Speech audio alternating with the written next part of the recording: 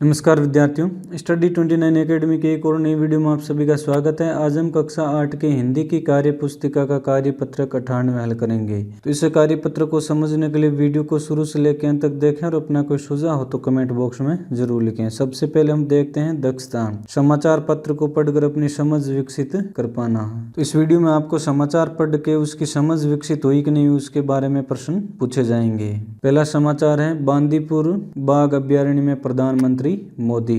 प्रधानमंत्री है वो बांदीपुर अभ्यारण्य में कोई फंक्शन है, कार्यक्रम है, उसमें भाग ले रहे हैं। बाघ शेरों के संरक्षण के लिए पीएम ने लॉन्च किया बिग कैट अलायंस। तो बाघ या शेरों के संरक्षण के लिए ये बिग कैट अलायंस लॉन्च किया है। और जो खबर प्रकाशित हो रही है वो मैसूर कर्नाटका की है। प्रधानमंत्री नरेंद्र मोदी ने रविवार को international big cats alliance launch किया। इसका उद्देश्य बिग कैट परिवार के 7 प्रमुख प्रजातियों की रक्षा और संरक्षण करना है।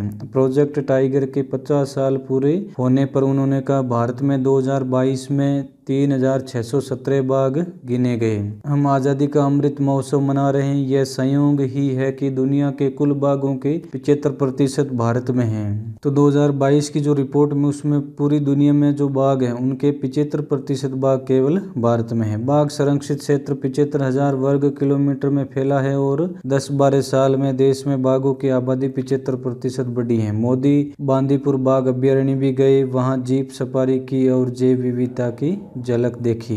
तो यहाँ पर जो कार्यक्रम हुआ है उसके बारे में समाचार लिखा है। अब समाचार को पढ़कर नीचे दिए गए प्रश्नों के उत्तर दीजिए। तो पहला प्रश्न है, प्रधानमंत्री ने रविवार को क्या लॉन्च किया? तो प्रधानमंत्री जी ने रविवार को बिग कैट्स अलायंस लॉन्च किया है। दूसरा प्रश्न, इस कार्यक्रम को लॉन्च करने का उद्देश्य है। तो ये जो कार्यक्रम था इसको लॉन्च करने का उद्देश्य क्या है वो हमें इस प्रश्न में बताना है। तो बाघ शेरों का संरक्षण करना इस कार्यक्रम का मुख्य उद्देश्य है। तीसरा प्रश्न, भारत में 2022 में बाघ गिने गए। तो 2022 में जो बाघों की संख्या थी वो 3617 थी। तो इसका ऑप्शन ये सही हो जाएगा। अब दूसरी खबर दी है, पीएम श्री योजना में प्रदेश के 402 विद्यालयों का चयन। पीएम श्री योजना के अंतर्गत 402 विद्यालयों का चयन हुआ है, उसके बारे में यहाँ पर समाचार प्रकाशित किया गया। बीकानेर पत्रिका यानी बीकानेर से ये समाचार प्रकाशित हो रहा है। प्रधानमंत्री नरेंद्र मोदी ने गत शिक्षक दिवस पर सरकारी स्कूलों के लिए पीएम श्री योजना शुरू करने की घोषणा की थी। इस योजना में पूरे देश में 14,597 सरकारी विद्यालयों का चयन किया गया। इसमें राजस्थान के 402 विद्यालय शामिल हैं। जो पूरे भारत में तो कुल 14,597 सरकारी स्कूलों का चयन हुआ, जिसमें राजस्थान के 402 विद्यालय शामिल किए गए। इन सभी विद्यालयों में विद्यार्थियों के लिए अत्याधुनिक सुविधाएं जुटाई जाएगी। देश के स्कूलों को मॉडल स्कूलों का दर्जा देने के लिए 27,360 करोड़ रुपए का बजट भी स्वीकृत किया गया है। इसमें से 60% राशि केंद्र तथा 40% राशि राज्य सरकार वहन करेगी। प्रत्येक स्कूल में 2 से 2.5 करोड़ रुपए खर्च करने का प्रावधान है। इन स्कूलों को चयनित करने के लिए नवंबर-दिसंबर में संस्था प्रधानों ने ऑनलाइन आवेदन किए थे। योजना के तहत 2027 तक स्कूलों को मॉडल स्कूल बनाया जाएगा। ये एक प्रधानमंत्री द्वारा शुरू की गई पीएम श्री योजना है, जिसमें मॉडल स्कूल बनाए जा रहे हैं, जिसमें अत्याधुनिक जितनी भी सुविधाएं हैं वो सारी इन विद्यालयों में उपलब्ध करवाई जाएगी। तो अब प्रश्न देख लेते हैं चौथा,